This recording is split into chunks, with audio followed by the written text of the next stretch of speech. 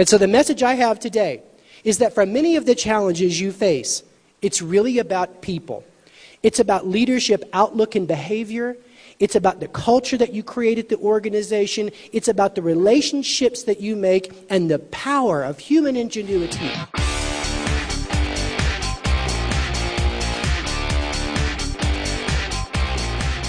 Because a positive mood state worker is more engaged. They bring more of their creativity to work. They have a different chemical flow than a depressed person. They believe in intrapreneurship, not entrepreneurship, and the customer feels the love. And it generates a virtuous cycle. I'll break it down to you at the chemical level. I mentioned this before. When you go to work and the sky is falling and all you hear is gloom and doom and you're getting beat up at work and you believe there's not enough to go around, you put that out there and you get it back and you get into this doom loop personally. Your body produces cortisol, the stress hormone. Cortisol's got a lot of bad health impacts, but it's got terrible brain impacts. Now, you've probably heard your whole life that we can leverage 10% of our brain's capacity. You've heard that, right? It's an average. It's chemically driven. When your body produces high levels of cortisol, your brain leverage capacity drops. It drops to 2 or 3%. Only in a Disney movie are desperate people actually good at what they're doing and win, okay? In the real world, when a person is depressed, they are less creative, more prone to make basic quality errors. I used to work for Ed Deming. He explained to me that sometimes it's not about fixing the production process, it's about fixing the people management process if we want to get people to come to work and try and not get injured on the job and to be high quality in their output. Now let me flip this around. Have you ever been stuck trying to solve a problem and you take a shower? And in the middle of the shower, it just comes to you like eureka. And the idea comes to you and it's unlocked, it's released from your subconscious. You ever had that experience? DHEA is the explanation for it. If you Google Heart Math Institute, they've done research on this idea. That when you're inspired, or when you put yourself in the right frame, in this case it was rhythm, warm water, and time, and tranquility. Runner's high is the same thing. Your body produces DHEA, an enzyme, and DHEA increases your brain leverage capacity from 10 to up to 30%. So when you're at work and you've gone through a training and development program that makes you feel more confident about your job, it raises your DHEA. When you're recognized or appreciated at work by your boss, it raises your DHEA. When you fill your mind with gratitude that your job is a get to and not a have to, it raises your DHEA. You show me a strong, inspired culture in battle in the market against a depressed culture, and I'll show you a company that's 10 times smarter than their competitors. It's chemical warfare out there. In 1997, Tim Sanders was a crucial member of Mark Cuban's Broadcast.com, which went on to have the most successful opening day in IPO history. After Yahoo acquired the company, Sanders was tapped to lead the Value Lab, an in-house think tank that studied human behavior and relationships. His first book, Love is the Killer App: How to Win Business and Influence Friends, was a New York Times and global bestseller, featured in major media around the world. In 2002, he became Yahoo's Chief Solutions Officer, and in 2004, named its leadership coach. Today, he's the CEO of NetMinds, a next-generation publishing startup that's poised to revolutionize how media is produced and marketed. His latest book, Today We Are Rich: Harnessing the Power of Total Confidence, is an 800 CEO read and Inc. magazine bestseller. Its message that we need to bolster our business confidence is right for the times. I know every single one of you, both in the room and watching this, every single one of you have had a struggle over the last 3 years because there's real scarcity in the world. But here's my fear. If we don't get back on track and start moving things forward and going back to what worked back in 2005 and 2006, we will all experience what I call personal recessions. Personal recessions is when a year goes by and you haven't grown as a person. You haven't grown emotionally, you haven't grown technically, you haven't grown in any way that you can measure. You define yourself as just getting by, just hanging in there, making it till the next year, can't wait for the economy to turn around. This is not the way to live. Let me give you an alternative mind diet that I've been on for several years, and I know a lot of other high-performance people that are doing this. Don't go online first thing. Delay gratification. You own technology. It does not own you. Take back your morning. I don't go online for the first 45 minutes. Don't do it. Did you know that instead, I'm going to give you an exercise later, if you did a gratitude exercise first to really focus yourself on your support system, and then spent about 30 to 40 minutes reading out of a book, which, by the way, we read books at 1/6 the speed as we look at stuff online. You don't read stuff online. You drink out of a fire hose online in scanning mode like some robot. No. If you take information in slow in the beginning, and you're reading confidence-building books, readers are leaders, books that either tell you where the future's going or how to be better at your job, if you do that instead for the first 30 minutes, you will fill that little mind up of yours, because it's littler than you think, with confidence-building material. Michael Pollan wrote a great book called In Defense of Food. And he was talking about the problem with steak in our culture. And he said there's nothing wrong with red meat, it's the portion size. He said the steaks are so big they push the vegetables off the plate, and it caused me to think about our mind. You know, we have two basic flaws. We think that we have 2 gigs of RAM and we think we can do 3 things at once like our kids. You can't do it. Your mind doesn't have infinite RAM. You've got a little mind, the conscious mind. It's built for speed, not for storage. Okay?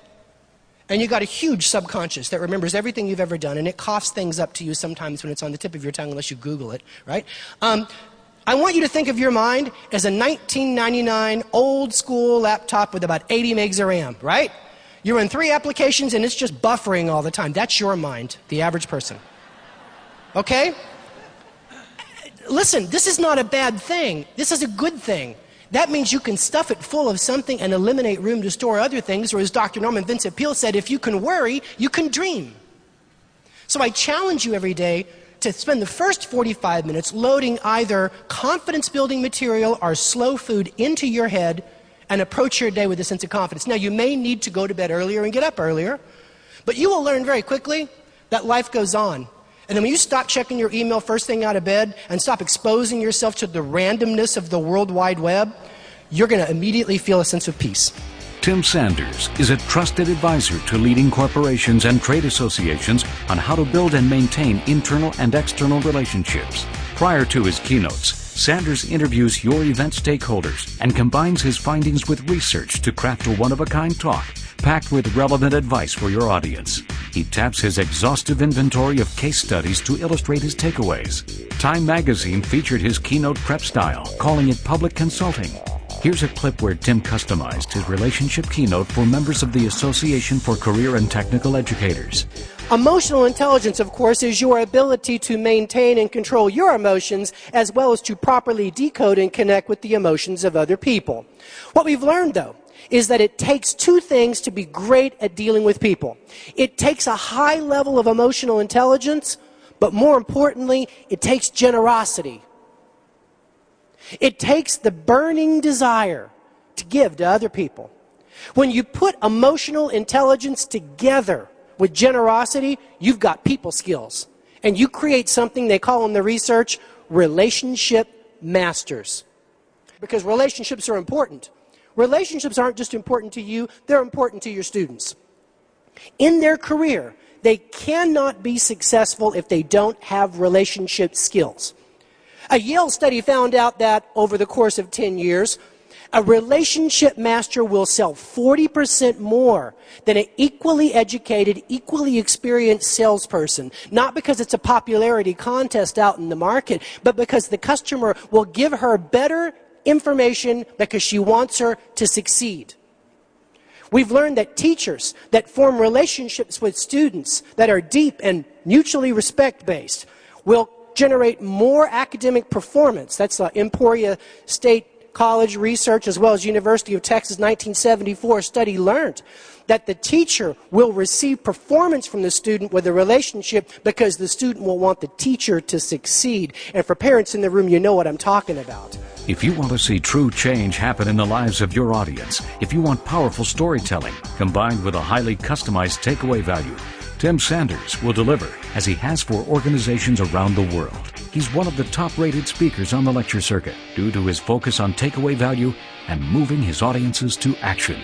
Elmer Letterman is considered one of the greatest networkers in the history of Manhattan. In the mid-1920s, he opened up a very small insurance boutique. He and his partner sold life insurance.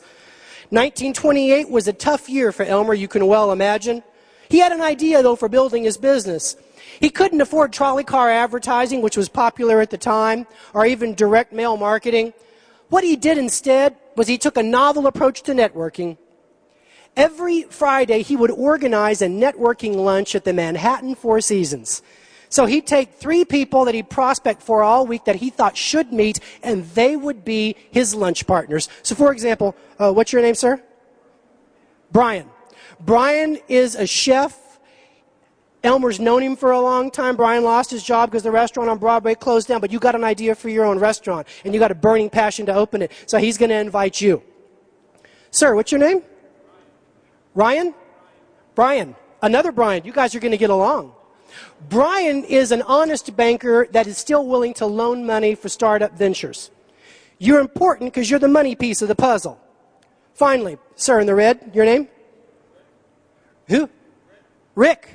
Rick is a construction executive around town with a fantastic reputation for building things on time and on budget with a great aesthetic. You're the missing piece of the puzzle. We now have the concept, we have the funding, and we have the execution, and that's lunch for Elmer Letterman. And he starts the conversation lending mutual credibility, provoking a conversation about an opportunity, and at 12:45 he pays the bill and leaves. And he never brings brochures to the meetings. Never sold a thing during those meetings. Rick, if you looked at him and said, you know, I've been thinking about buying life insurance, he'd say, I'm not here to sell you anything. You could talk to my partner next week. I'm here because the 3 of you should meet. He could come up to the opening of your restaurant 2 years later with a line around the block, and he wouldn't expect a free meal. He'd stand in the back of the line, and when he'd see you, he'd shrug his shoulders and wonder how you did it. You see, Mr. Marcus read a story about him in a New York magazine and got on a train for 3 days to go interview Elmer Letterman, the greatest networker in history. And when Mr. Marcus shared this story with me, he said, son, do you know why Elmer Letterman was so successful? He says, do the math. The math of giving. You take 3 people and you put them together and you get out of the way and you give with no expectation. And you do this 50 times a year. And you do this for 10 years in a row in one city. And what do you have? You have a community that supports you, that will not do business with anybody but Elmer Letterman. And in 2001, he looked at me and said, son, goodwill is the original viral marketing.